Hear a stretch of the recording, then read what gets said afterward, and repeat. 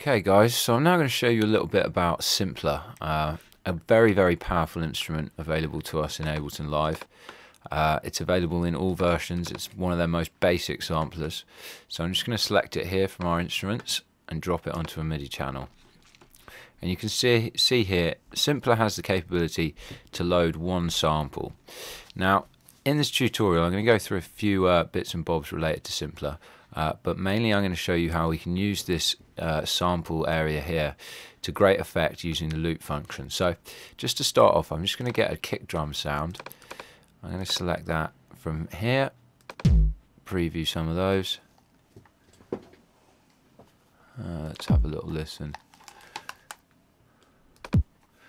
Okay, so I want something quite raw, so we're just going to take this. So now I drop a sample in Simpler. I can then play it on my keyboard and it will pitch up as I do so, or down as I move down. Now, that's pretty simple stuff. And obviously, we've got the filter here, we've got volume envelope, we've got all of these other bits and bobs. So what we're going to do is I'm going to show you how we can make a bass line out of Simpler. So we're just going to get this kick drum and we're going to turn it into a bass. I'm going to do that by creating a loop. And what I'm effectively doing here is almost creating like an oscillator waveform, almost in a way like a distorted sine wave. So once I've got that, I'm going to hit the loop function, and that's going to loop this for me. So if you hear me now press my my keyboard,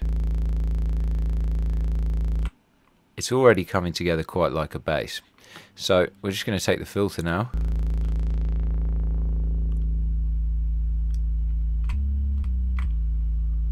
And you can see within 3 seconds we've got ourselves a nice little bass straight off a kick drum.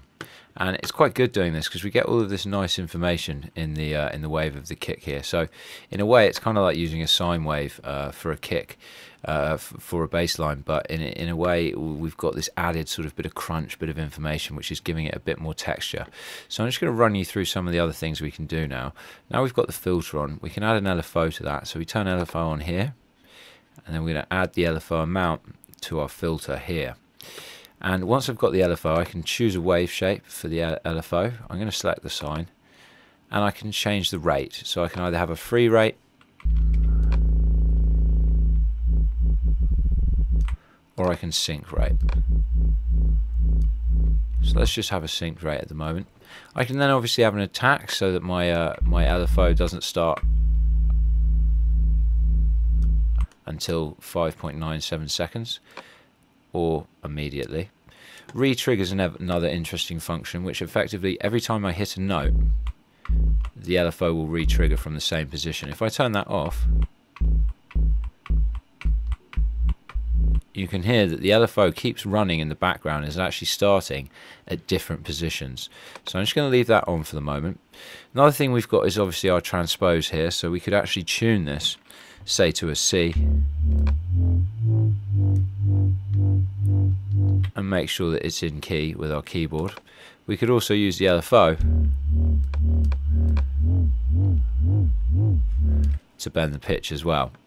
So I'm just going to set this up not like a solid bass line, but I'm going to try and make something that we could use in a track as a sort of quite subby bass, and we can use our amp envelope for this, which is quite nice. And now that we've created this loop, it will just fade out. So if I put quite a long sort of 2 seconds, you can hear that fade out, and we can do the same with our attack and have it fade in. So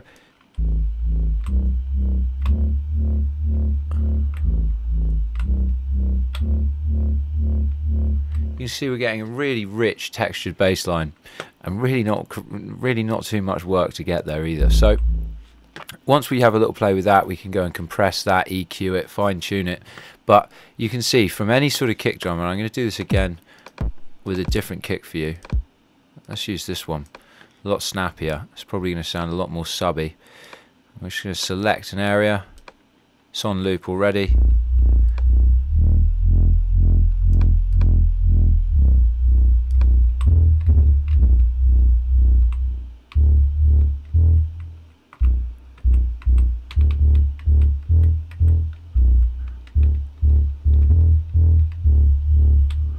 You see there, out of a totally new kick drum. It's very easy to do this, so you can go home, grab any kick drum, any sample you like, and start creating bass lines out of it. Now, another thing I'm going to show you is how we could actually do this with some other sound, and perhaps make a sort of pad key sound. So let's just pick another sort of, let's pick a rim shot. Let's try and get one with a bit more information on it, something like this. And we go for the same sort of process.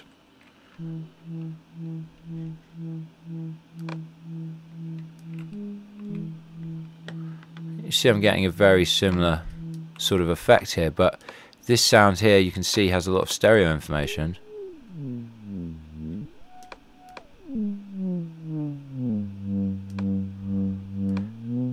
And if we just use our pitch here, change our filter perhaps to a band pass, and we can play multiple notes up to 6 times the same sample, so we can layer these now. So I'm just going to play a little chord for you.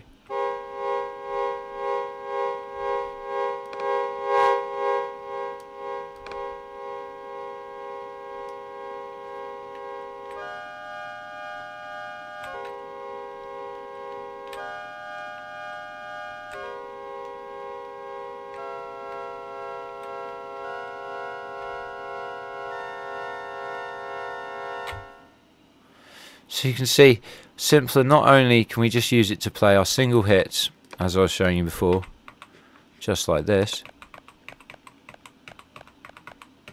which is the original sound of that rim, we can actually use it to create these quite textures, sort of bass lines or pads or even keys or whatever we sort of fancy. So back into this, I'll just hit the loop. Let's pitch it down a little bit. I can compensate for this panning here. I can even use my LFO to pan.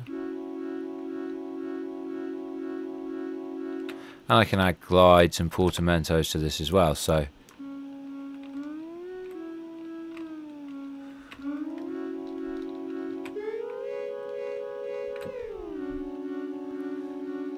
the spread function will also just widen that sound for us. I'm going to make it a little bit more like a key now.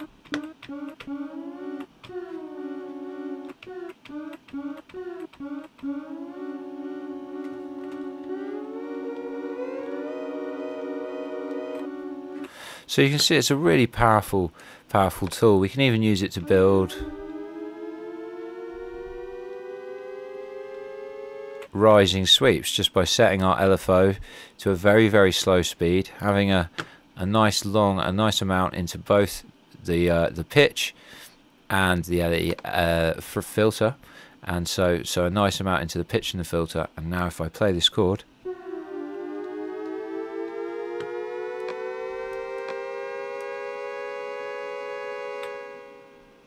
we can even build risers out of this.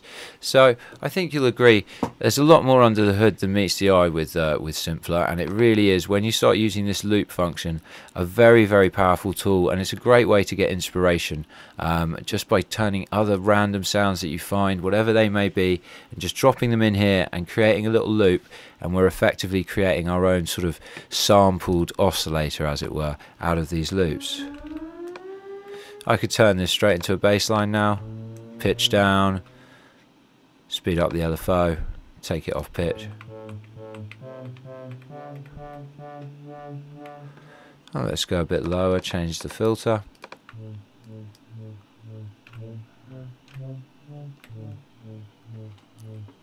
And we're straight into creating a bass with this. So all in all, Simpler is a really, really powerful piece of kit. Not only do I use it for my drums to trigger hits with MIDI, but I also use it sometimes to create bass lines, pads, keys and what have you out of little interesting bits of audio. And I find the nice thing about this, as I was saying before, is we get all these interesting bits of textures which end up contributing quite a bit to our sound and give us a much richer, more interesting sort of sound.